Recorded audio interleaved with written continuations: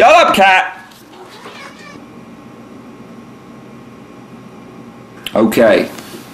Section 3 of Chapter 14. Test coming up soon. The Crusades. Now, we talked about this a little bit in class. We talked about the Holy Land and the fact that there were 3 of the world's religions that really focused on the Holy Land and believed it was theirs.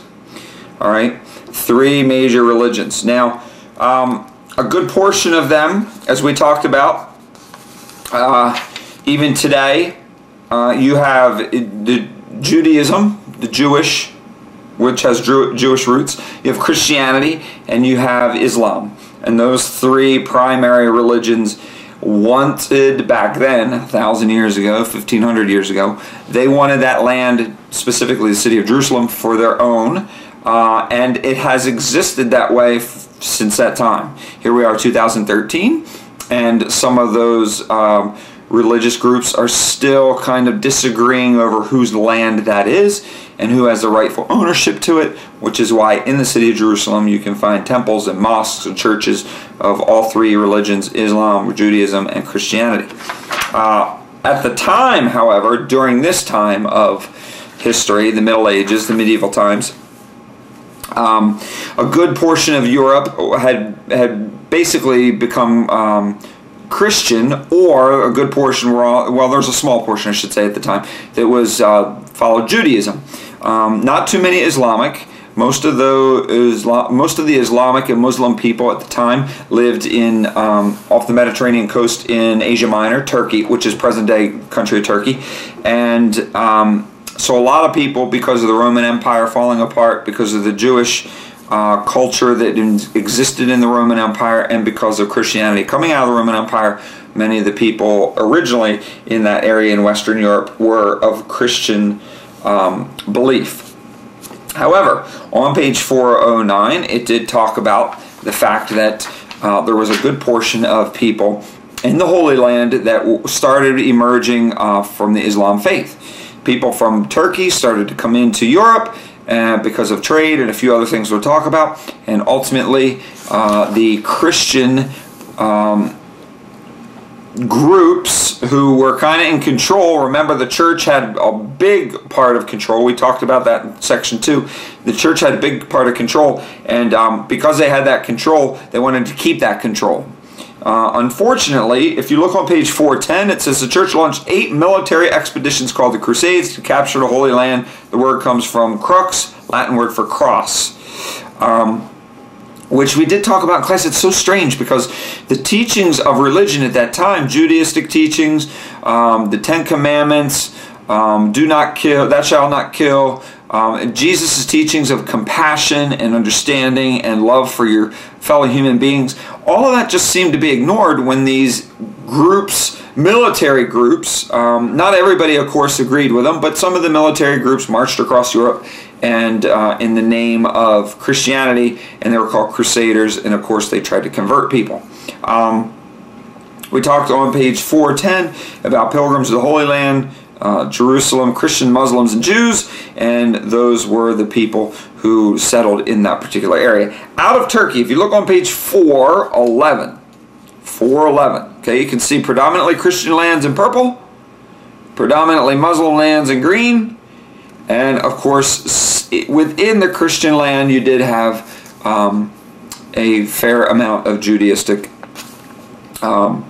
practitioners or followers. Okay, on page 411, out of Turkey came the Muslims, and the Muslims started trading. The Christians got nervous. We talked about the fact that the Christians did not want them there at the time, so they figured the best way to do it is to act violently.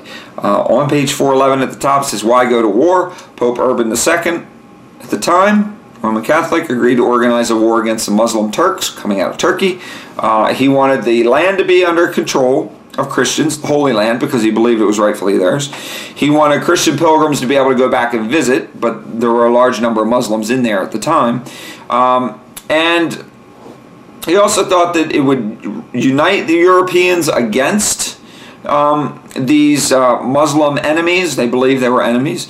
And ultimately, they would hopefully gain more prestige and power that the church was losing. That was the key. Okay, that was initially the key. The church was losing power to these other groups, and they weren't happy about it. And the last one mentioned on 411 is they wanted to control the trade routes.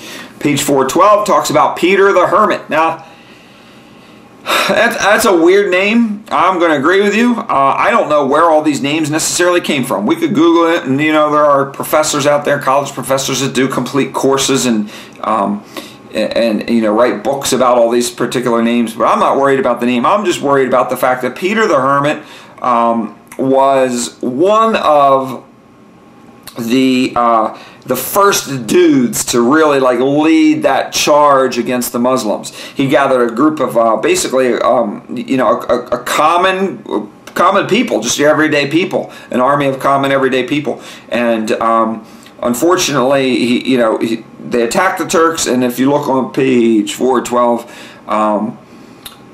his army basically got wiped out because they were not very well equipped. However, on page 412, it also talks about Pope Urban. Pope Urban.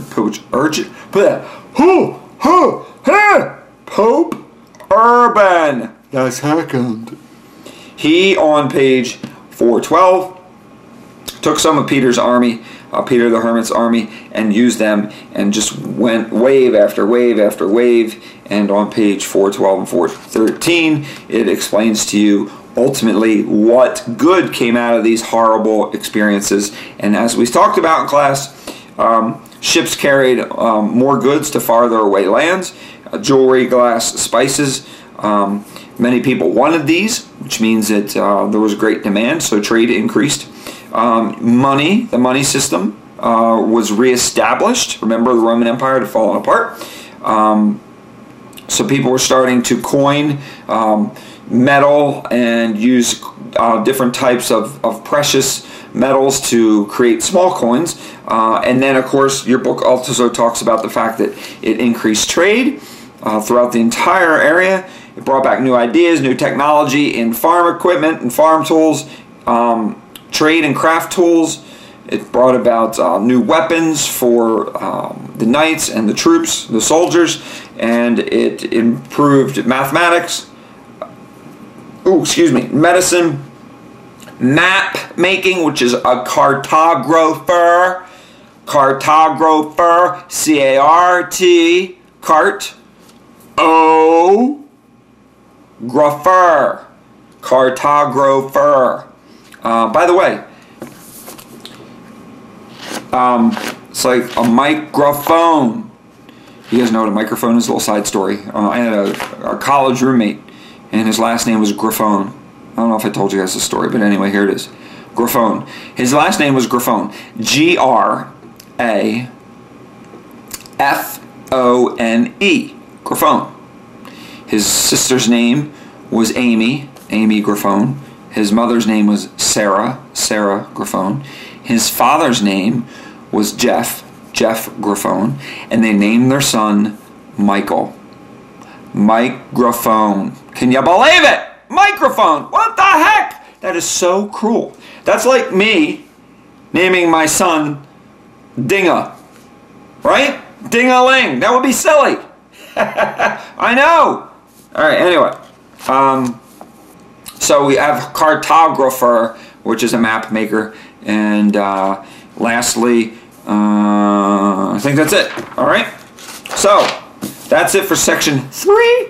And now we're moving on to section 4. And okay, section 4.